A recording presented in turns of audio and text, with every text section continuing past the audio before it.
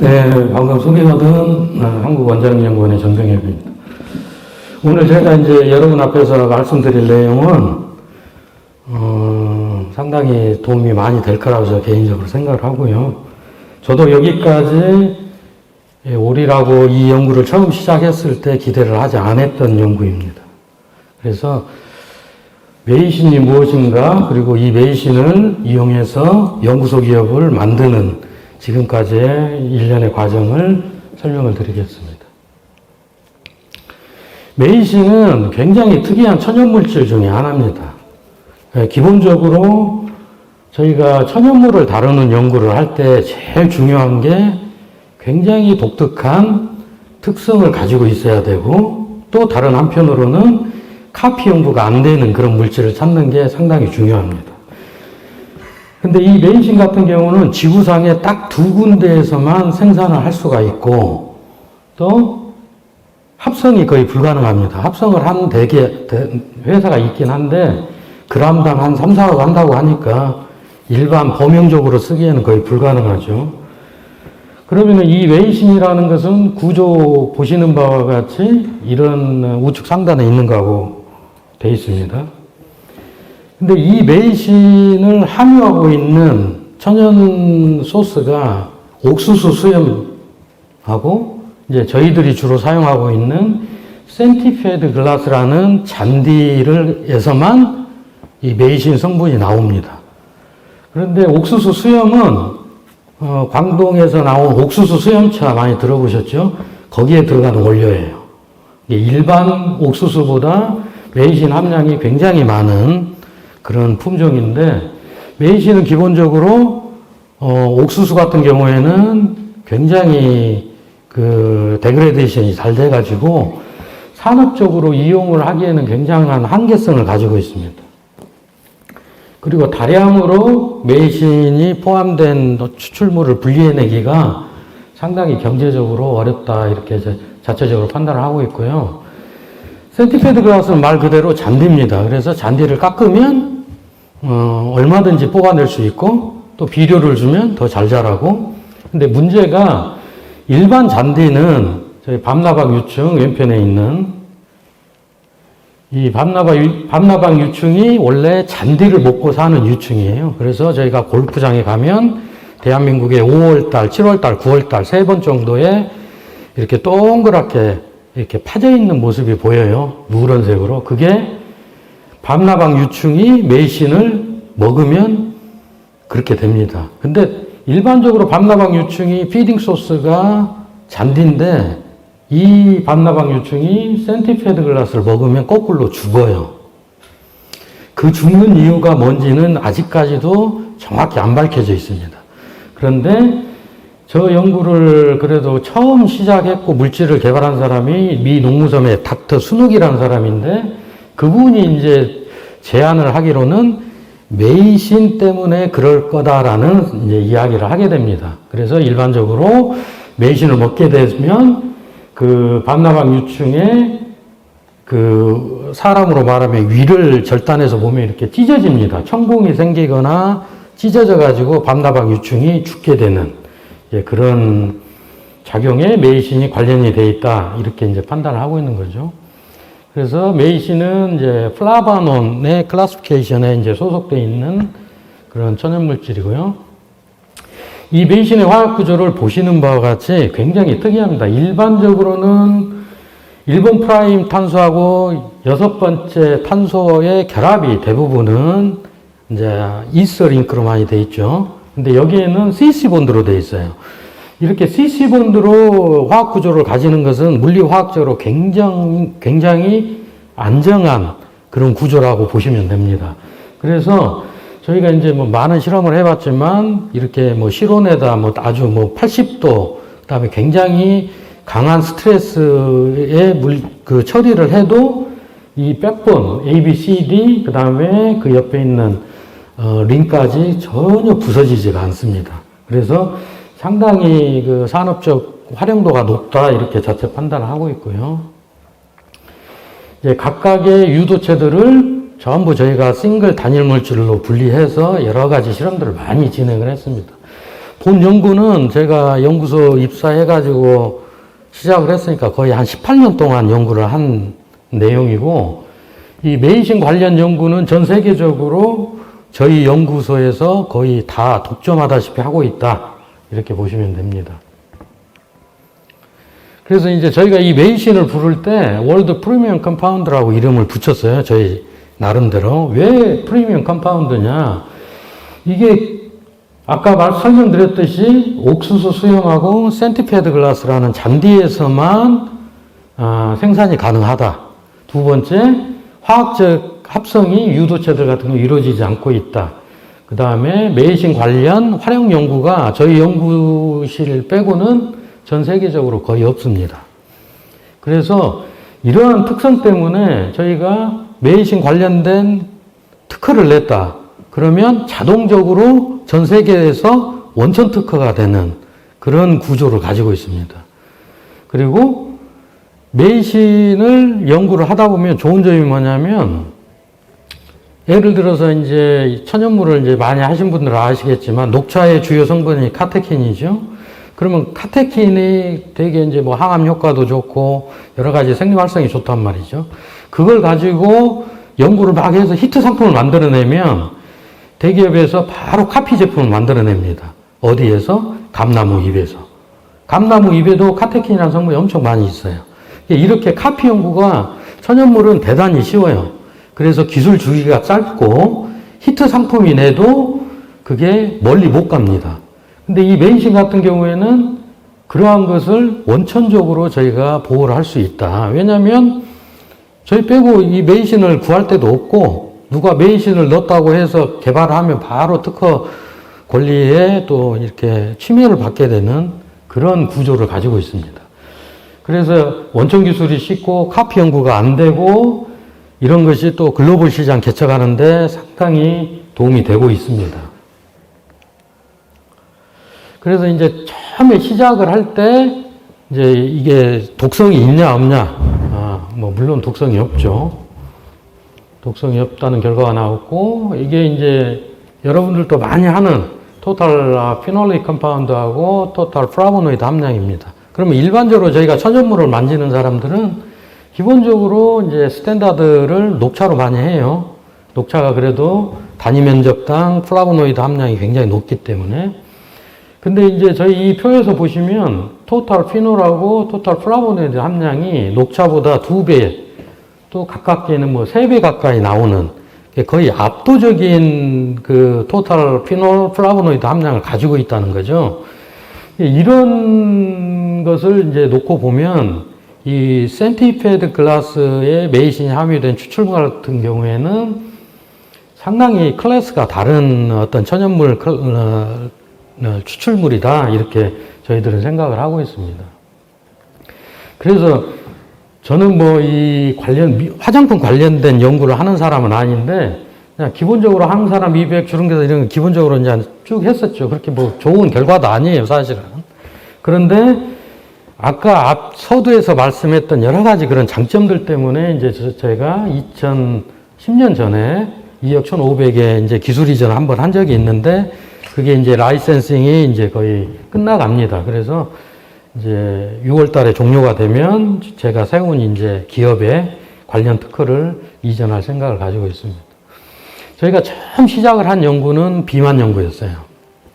비만 연구는 되게 단순하기 때문에 이렇게 지방세포에다가 스테이닝 딱 하면 붉은색이 푹 나옵니다. 왼쪽 상단에 있는 그림 같이. 근데 이게 결국에 저희가 잔디 추출물을 넣으면 이 지방이 싹 분해되는 것을 볼 수가 있어요.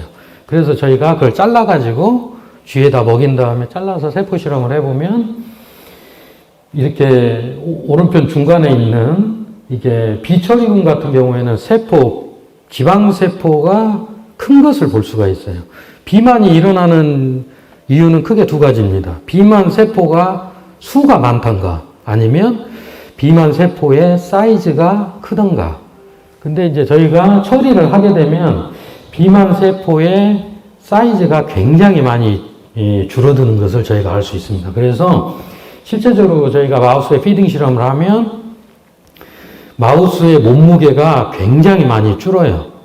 그래서 이제 저희가 이 비만 연구를 막 이제 열심히 하고 있는데, 이제 제가 아는 경상대 교수님이 이걸 하지 말고 당뇨 연구를 하라는 거예요, 당뇨. 왜 그러냐면 비만하고 이제 다이아빗이 이렇게 사촌지간이잖아요. 그래서 이제 당뇨 연구를 시작을 합니다. 펀치력이 다르기 때문에요. 그래서 이제 저희가 여기에는 이렇게 이제 단순한 보기 좋은 이렇게 그림만 있지만 실제적인 실험은 어마어마하게 했습니다, 저희들이. 그래가지고 저쪽 왼편에 있는 쥐가 당뇨쥐 이렇게 뚱뚱하잖아요, 이쁘고. 저게 한 마리에 20만 원 정도 해요. 그러니까 저희는 이 실험을 하기 위해서 쥐값만 한 3억 정도 샀어요. 3억 원어치. 실험 아무것도 안 하고 쥐 사는 데만 한 3억 들었어요. 그래가지고 이 DBDB 마우스가 이제 완전히 유전학적으로 당뇨를 유발하는 쥐를 이제 저희가 대상으로 저희가 실험을 한 거죠. 그래서 오른편에 있는 블러드 글루코스 레벨을 보면 저희가 피딩을 계속 하면 주황색이 이렇게 쭉 내려옵니다. 주황색이 쭉 내려와서 화살표 있는 부분에서 피딩을 스탑하면 다시 주황색이 쭉 올라가요. 그래서 이런 이제 결과를 확인을 해서 그러면은 서두에 말했던 여러 가지 단일 물질이 있는데 어떤 단일 물질이 가장 효과적이냐? 디람노실 메이신 구조에 람노스가 뎁사이드 본드로 붙어 있는 거기가 람노스가 떼어진 그 디람노실 메이신이 당뇨에 가장 효과가 좋다. 이런 결과를 얻었고, 이제 이게 이제 저희들이 여기에서 저희가 많은 연구를 해가지고 이제 모식도를 만들어 놓은 그림이에요. 근데 여기에 나와 있는 피파 감마라든지 RXR이라든지 이런 모든 연구를 유전학적으로 저희가 완벽하게 다 끝내서 메커니즘을 밝혔습니다. 그러면 메이신을 마우스에 투여를 했을 때 왜 블러드 글루코스 레벨이 내려가느냐 그 이유를 밝혀야 되잖아요, 저희가. 그래서 결론적으로 보면 오른편에 있는 연두색 글루트4라는 트랜스포터 프로테인이 있어요. 이 트랜스포터 프로테인이 이제 당을 이렇게 혈관에 흐르는 당을 잡아서 근육세포하고 지방세포로 보내는 역할을 하는 거예요. 근데 메이신 처리를 하게 되면 여러 가지 유전학적인 이벤트가 일어나서 결국에는 글루트4의 트랜스포터가 만해지고 활성이 되면서 혈액에 흐르는 당을 잡아가지고 근육세포하고 지방세포로 보내게 됩니다. 그래서 왼편에 보면 이렇게 근육세포에 이렇게 형광색으로 많이 띄고 있는 게 이제 당이죠. 이 당이 많이 이제 들어와 있다 이런 것을 보여줄 수 있습니다. 제일 코너에 있는 게 이제 형광색이 거의 안 나기 때문에 이제 별로 당이 없다가 이제 근육세포에서 혈액에 있는 당을 끌어오면 이렇게 형광색을 띠게 됩니다. 그래서 이제 저희가 이 연구를 해가지고 그러면 이 메이신, 디람노실 메이신이 가장 중요한 피파 감마의 어느 부분에 결합을 해서 글루트4의 활성을 시키느냐. 이 피파 감마는 뭐 동물 하시는 분은 뭐 굉장히 잘 아는 거죠. 기본적으로 한 1000여 가지의 생명 활성을 보이는 그런 겁니다. 근데 일반적으로는 다 알려져 있어요. 피파 감마가 워낙 연구가 많이 돼 있어가지고 이게 라이간드 사이트라고 해서 이게 바인딩 사이트가 딱 정해져 있습니다. 그래서 오른편에 이게 동그라미 서클로 레드 스쿨로 돼 있는 데가 일반적으로 결합이 잘 되는 그런 거예요. 근데 저희 디람노실 메이신은 저희가 시뮬레이션 해가지고 다이나믹 모델을 돌려보니까 기존에 알려져 있는 부분이 아니고 알려져 있지 않은 부분에 결합되어 있는 걸로 지금 현재 저희가 예상을 하고 있습니다. 그러면은 일반적으로는 알려진 부위에 결합이 되면 좋을까? 옛날에는 그랬습니다. 근데 요즘에는 당뇨 연구를 하시는 분들이 그렇게 되면 피파 감마의 활성이 급격하게 떨어지면서 피파 감마가 수백 가지의 거의 1000가지에 이르는 생리활성에 작용하는 놈인데 그것들이 전부 다 망가져버리는 역효과가 납니다. 사이드 이펙트가. 그래서 요즘에 다국적 기업에서는 이 피파 감마의 액티브 사이트를 공격을 하는 게 아니고 액티브 사이트가 아닌 부분에 피파 감마를 조절할 수 있는 바인딩 사이트를 찾는 것을 주 타겟으로 하고 있습니다. 그런 의미에서 보면 메이신이 상당히 괜찮은 물질이다, 뭐 이런 생각을 하고 있는 거죠. 이제 그래서 이 연구를 완벽히 끝내고 제가 지금 빅페이퍼를 준비 중에 있습니다. 그래서 이제 저희가 이 연구를 치매로 연관을 시켜요. 왜 치매냐? 요즘에 이제 많은 연구들이 조금씩 나오는 게 치매, 원래 비만하고 당뇨가 사촌지간인데 당뇨하고 치매가 사촌지간이라는 연구 보고들이 조금씩 많이 나오고 있어요. 그래서 이제 저희가 치매 연구를 이제 시작을 했는데 실제적으로는 이것을 뭐 저희가 직접 한 게 아니고 경상대 수의대에 저하고 동문수학한 친구하고 이제 그 셀라인을 전부 가지고 있어서 그쪽에서 수행을 했습니다. 기본적으로 이제 아직까지도 그 알츠하이머의 그 원인 이런 걸 잘 모릅니다. 근데 가장 널리 알려져 있는 것은 아마도 신경세포 근처에 아밀로베타 프로테인이 집적이 돼서 신경교란이 일어나서 알츠하이머가 생긴다라고 일반적으로 알려져 있죠. 그러면은 이 아밀로이드 베타는 세포 밖에서 한번 자르고 세포 안에서 한번 자릅니다. 그래서 세포 안에서 자르는 게 이제 감마 람다 시크리테이스고 밖에서 자르는 게 이제 베라 시크리테이스예요. 근데 이제 이게 잘랐을 때 자른다고 무조건 다 뉴로톡식이 있는 게 아니고 이게 140, 142, 아니 1-42 플래그먼트가 42개짜리, 40개짜리 이 두 개만 현재 독성이 있는 걸로 알려져 있어요. 그래서 이게 42개짜리가 잘려가지고 자기들끼리 붙어서 신경세포 부분에 집적이 되면서 알츠하이머가 일어난다. 뭐 이런 이론을 지금 가지고 있습니다. 그래서 이제 저희가 쭉 결판 내려보고 실험을 해보면 메이신이 아무래도 베타 세크리테이스 이니비션이 굉장히 높다는 것을 알 수가 있고 왼편 그림에서 오른쪽에서는 상단에 있는 아밀로이드 베타 42 프래그먼트가 오른쪽에서는 거의 생성이 안 되는 것을 볼 수가 있어요. 그래서 효소 활성도 저해를 하고 그러면 그런 어떤 메커니즘에 의해서 뉴로톡식한 아밀로이드 베타 42가 생성이 잘 안 된다.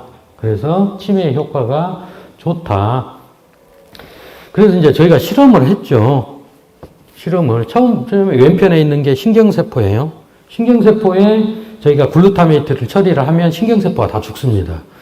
그래서 일반적으로 스마트한 주부라고 하면은 이제 아이들이 어렸을 때 이제 마트에 가서 이렇게 성분표를, 인그레디언트 성분표를 쭉 봐요. 그러면 거기에 글루타믹 엑시드, 글루타메이트 막 이런 게 써져 있으면 잘 안 사요. 생물학을 공부하시면. 그 이유가 뭐냐면 글루타메이트가 기본적으로 글루탐산이잖아요. 글루탐산이 뉴로톡식에 굉장히 큰 관여를 한다. 물론 시중에 돌아다니는 함량은 매우 낮지만. 근데 이제 저희가 실험적으로 글루타메이트를 처리를 하면 저렇게 신경세포가 다 죽어버려요. 가운데 있는 것 같이. 근데 저희가 거기에 메이신 추출물을 집어넣으면 굉장히 생생하게 신경세포가 살아있는 것을 저희가 사진으로 볼 수가 있었어요. 그래서 그 밑에 있는 쥐를 삽니다. 샘프 A. 이 샘프 A 쥐는 더 비싸요. 이것은 한 마리에 50만 원이에요. 한 마리에 50만 원이고, 얘가 예를 들어서 알을 낳는다. 그러면 그 알은 500만 원이에요. 알 하나에. 그래서 굉장히 비싼 쥐고, 저희가 저 쥐를 가지고 실험을 했죠. 실험을 해서 이제 피딩 실험하고, 나중에 이제 죽여서 머리 잘라가지고 섹션 실험해서 본 거죠. 그래서 오른편에 보면, 이렇게 해마나 대뇌피질에 부스러기들이 이렇게 막 있는 것이 있죠. 이런 것들이 이제 세포들이 다 죽어가지고 찌꺼기들이 다 이제 집적된 거예요. 근데 오른편에 보면 처리부에서는 확연하게 이런 스팟들이 사라져 있는 것을 볼 수가 있습니다. 그래서 굉장히 치매에도 효과가 좋다. 그래서 이제 막 이제 연구를 하다가 약장수 같죠. 이렇게 말하니까 발모 실험을 하게 됩니다. 이 실험을 왜 하게 됐냐면 경상대 수의대에 저희가 이제 연구비를 줬는데 연구를 막 하다가 피딩 실험을 하면 이상하게 털이 좀 많이 나는 것 같다. 이상하다. 그래서 시작을 하게 됐어요, 사실은. 그래서 왼 발모하고 이제 시작을 했죠. 근데 이 왼편에 보시면 가운데 있는 게 현재 시판되고 있는 미녹시딜 성분으로 했어요. 그리고 오른쪽이 매신 추출물이고, 근데 딱 보면 제일 밑에 그림에 보면 컨트롤하고 미녹시딜하고 매신 추출물하고 뭐 드라마틱 하잖아요. 엄청 이쁜 그림을 저희가 발견을 합니다. 그래서 이게 상당히 모발에 임팩트가 있는 물질이다 이런 생각을 하게 되고, 그 섹션 해가지고 이렇게 쭉 보면 미녹시딜하고 센티페드 글라스하고 상당히 유사한 모공세포층이 늘어나고 액티브 된다는 걸 볼 수가 있습니다. 미녹시딜 여러분 잘 아시겠지만 효과가 되게 좋은데 여러 가지 사이드 이펙트가 있어요. 약을 끊으면 났던 머리가 다 빠지고, 또 남성분들 같은 경우에는 성호르몬 교란을 일으켜서 상당히 그 젊은 친구들은 먹지를 못합니다. 그래서 그런 사이드 이펙트 때문에 나이 드신 분은 괜찮지만 젊은 사람들은 좀 피해야 되는 그런 약 중에 하나죠. 그래서 저희가 이 데이터를 가지고 중소기업 사장님들이 굉장히 많이 저를 찾아왔어요. 와, 대단한데? 이거 뭐 있는데? 사업 같이 해보자 하면서 저한테 항상 물어보는 게, 그러면 누드마우스에서 털이 납니까? 이런 질문을 저한테 하는 거죠. 그러면은 제가 그 사장님한테 이렇게 답변을 했어요. 누드마우스는 유전학적으로 털이 안 나게 돼 있는 쥐다. 근데 거기에서 털이 나면 이건 말이 되냐. 이런 비상식적이고 비과학적인 질문은 하지 말라고. 그런데 만나는 사람마다 그걸 물어보는 거예요, 저한테. 누드마우스에도 납니까? 그래서 제가 이제 연구원을 불러서 누드마우스 한 10마리만 사가지고 실험을 해봐라. 그랬더니 그 연구원이 그것은 강압적인 비상식적인 지시라 못 따르겠다. 그래서 실험을 안 한대요. 그래서 제가 그 밑에 있는 학생 불러서 그럼 네가 해라. 그래서 이제 어떻게 해가지고 했어요. 그래서 결국에 그 연구원이 실험을 하겠다. 대신에 누드마우스에서 털이 나면 자기는 사표를 내겠다 그러더라고. 그런데 정확히 일주일 만에 누드마우스에서 털이 나는 기적이 나옵니다. 그래서 이게 이제 화면 때문에 잘 안 보이실 텐데, 오른편 제일 하단에 보면 누드마우스에 황금색으로 털이 일주일 만에 뽀송뽀송하게 나와요. 그래가지고 이제 상당히 이게 발모 이쪽에 효과가 좋다. 뭐 이런 것을 저희는 100% 확신을 하고 있습니다. 그래서 아까 처음에 서두에 말씀드렸듯이 이 센티페드 글라스 추출물은 압도적으로 토탈 플라보노이드, 토탈 피놀릭 컴파운드가 높다라는 것을 제가 말씀을 드렸어요. 그러면 이런 벤젠고리를 가지고 있는 플라보노이드 계열의 함량이 높다. 이 말은 뭐냐면 UV를 효과적으로 분산시켜서 차단시키는 효과가 매우 뛰어날 수밖에 없습니다. 일반적으로 플라보노이드 계통이 많이 함유되어 있으면 혈관 이런 쪽에도 상당히 효과가 좋고 UV 프로텍트에도 상당히 효과가 좋습니다. 그래서 뭐 UV, A, B, C 뭐 다 있죠. 근데 가장 이제 중요한 것은 이제 오존층에 걸려가지고 UVC가 제일 위험한 놈이에요. 파장이 짧기 때문에. 근데 오존층에서 거의 다 걸립니다. 그래서 별 의미가 없어요, 저희는. 그래서 대부분이 이제 UVA하고 UVB인데, UVA는 또 파장이 너무 길어가지고 에너지가 약해요. 그래서 뭐 좋지는 않지만 그래도 막 엄청난 데미지를 준다. 꼭 그 정도는 아니죠. 그래서 대부분이 UV 자외선 하면 UVB를 말합니다. 근데 이제 UVB도 오존층에서 상당히 많이 걸리고 일부만 나오는데도 피부에 상당히 손상을 많이 주죠. 그래서 이제 저희가 기본적으로 막 자세한 실험을 할 수 없었지만 이런 공식을 대입을 할 수 있는 이제 업소본수를 쭉 스크리닝을 해서 간이 SPF를 구해보면 38.05 저것을 환산해보면 96.7%인가 그렇게 나올 거예요, 아마. UV 차단율이. 다른 것도 높게 나오겠죠. 그런데 이제 이 UV 차단제는 한 보통 40여 가지의 혼합물, 유기화합물들이 들어갑니다. 거기에 유기물이 들어가고 무기 화합물, 티타늄 옥사이드하고 징크 옥사이드, 티타늄 다이옥사이드, 징크 옥사이드 이런 무기물이 들어가야 이제 빛을 반사할 수 있기 때문에, 그래서 식약청 허가를 받기 위해서는 반드시 이 무기물을 넣게 되어 있습니다. 근데 아직도 많은 사람들이 UV 차단제로 쓰이는 여러 가지 성분들이 건강에, 피부 건강에 굉장히 안 좋다는 보고가 너무너무 많습니다. 제일 좌편에 있는 저기 UVA 프로텍션에 있는 저 두 가지 물질들은 일부 미국에 있는 주에서는 사용이 불허가 되는 성분이기도 하고요. 그리고 오른편에 있는 티타늄 다이옥사이드나 징크 옥사이드 같은 경우에는 저희들이 이제 나중에 골프를 치거나 운동을 하거나 여성분들은 뭐 야외 활동할 때 이제 UV 크림 바르고 세안을 굉장히 잘 해주셔야 돼요. 왜 그러냐면 이 땀구멍에 저 중금속들이 침투하게 되면서 고름이 생겨요. 고름이.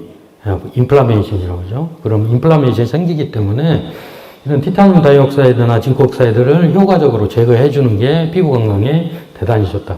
그래서 저희는 어떻게 할 거냐. 왼편에 있는 게 아모레 퍼시픽 퍼펙트 선크림 조성표입니다. 작년에 대한민국에서 가장 많이 팔린 제품이죠. 약 40가지의 성분들이 들어가 있습니다. 근데 저희가 지금 개발을 하려고 하는 것은 뭐냐면 15가지 안에서 성분표를 만들어 가지고 최종 목표는 무기물 프리, 그것이 안 되면 미니멀 정도로 넣어 가지고 15가지 성분 내에서 저희가 UV 차단제를 개발을 하려는 연구를 지금 진행 중에 있습니다. 그래서 관련된 메이신 특허는 저희들이 뭐 거의 뭐 독점하다시피 다 가지고 있고요. 그래서 이것을 저희가 이제 미국 화장품협회 사전에도 등록을 이미 했고, 그걸 바탕으로 연구소 기업을 제가 이제 만들었습니다. 연구소 기업은 기본적으로 연구개발을 특구 내에 본사가 있어야 되죠. 그래서 3가지 형태로 보통 만들어집니다. 연구소 기업의 합작 투자형은 대한민국 연구소 기업이라는 단어를 누가 만들었냐? 한국원자력연구원에서 만들었어요. 그래서 대한민국의 연구소 기업 제1호가 콜마 B&H 많이 들어보셨을 거예요. 그게 대한민국 제1호 연구소 기업이에요. 그때 저희 연구소에서 제도가 없었죠, 대한민국에. 그래서 연구소 기업이라는 낱말을 만들고 거기에 관련된 법령을 저희가 처음으로 제안을 했죠. 그때 만들어진 게 합작 투자형. 그래서 공공기관하고 기업이 기술과 현금을 공동 출자를 해서 새로운 기업을 만든 거죠. 그래서 한국원자력연구원하고 한국콜마하고 합작을 해서 콜마 B&H를 만들었어요. 그리고 제가 만든 것은 신규 창업형으로 만들었어요. 그래서 저는 기술을 대고 투자자는 돈을 대는 그런 신규 창업형. 세 번째 기업 전환형은 기존에 있는 기업을 연구소에 특허를 받으면서 지분을 주면서 바로 연구소 기업으로 전환하는 그런 기업 전환형, 이런 3가지 형태로 나눠졌습니다. 그래서 이런 연구소 기업을 만들면 여러 가지 법인세, 취득세, 재산세 감면의 효과가 매우 좋습니다. 그래서 이게 연구소 기업을 쭉 현황을 보시면 2006년도에 대덕에 딱 2개 생겼잖아요. 저 중에 1호가 한국콜마죠. 그래서 그때 2개가 처음에 만들어졌는데 작년에 100배 뛰었죠. 225개가 전국적으로 만들어지고 매출액도 1조 원에 육박을 합니다. 1조 원에. 그래서 상당히 연구소 기업이 급성장하고 있고, 정부에서도 이 연구소 기업의 발전을 위해서 엄청난 투자를 이미 하겠다고 공표를 했어요. 그래서 일반적인 R&D보다는 산업 쪽으로 연관될 수 있는 그런 쪽에 포커싱을 맞춰서 막대한 예산을 투입할 예정입니다. 그래서 저희 한국원자력연구원이 대전에 있고 첨단 방사선 연구소는 저기 정읍에 있죠.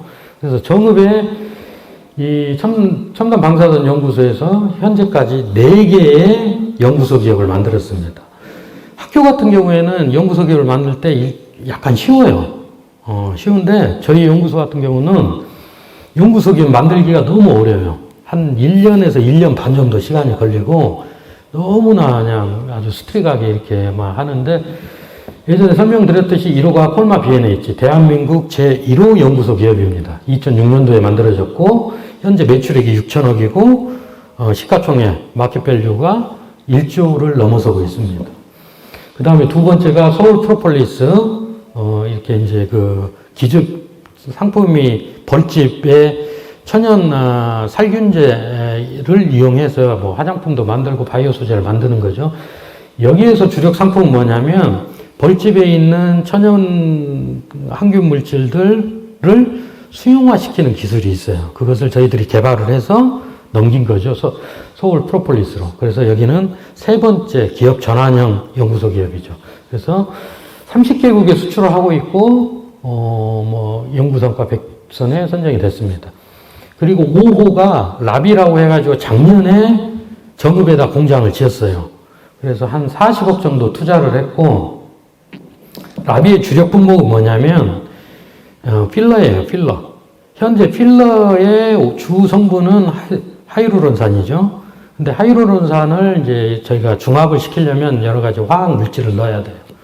그러다 보면 중합된 다음에 그 화학 물질을 다시 빼내야 되는 그런 공정이 필요한데, 저희가 지금 투자를 하고 있는 것은 하이루론산을 안 쓰고 글루탐산을 써가지고 중합을 시키는 그런 방사선으로, 그러면 엄청 잘 돼요. 그리고 효과도 하이루론산보다 엄청 뛰어납니다. 그래서 현재 시제품이 나왔고 시판이 되고 있고, 저번 달에 한 2억 정도 벌써 매출을 올렸어요. 1년도 안 됐는데. 그래서 상당히 지금 잘 나갈 거라고 예상하고 있는 연구소 기업 5호고, 제가 8호 바이오메이신을 저희가 만들었습니다. 그래서 올 초에 시작을 해가지고 거의 지금 마지막 단계 와 있어요. 법원 인가도 받았고, 마지막 등기 치는 일, 그 다음에 과기부에서 마지막 인증만 남아있는 상태입니다. 그래서 첫 시제품이 아마 다음 달에 출시가 되는 걸로 저는 알고 있습니다. 공장도 안 만들어졌는데 OEM으로 먼저 만들고 있죠. 그래서 총 투자액은 한 50억 정도, 1,300평 정도 부지에 건물을 지을 생각을 가지고 있습니다. 그래서 뭐 이렇게 총 투자 금액은, 투자자가 한 8억 정도 현금을 내고요. 저희가 제공하는 기술이 한 3억 정도 밸류를 받아서 총 11억 2천의 바이오메이신 연구소 기업이 지금 진행이 되고 있습니다. 그래서 저희 정읍의 연구단지 앞에 산업단지가 있는데, 그 산업단지에 지금 저희가 1,300평의 공장을 지을 생각을 가지고 있습니다. 이상으로 간단히 발표를 마치겠습니다. 감사합니다.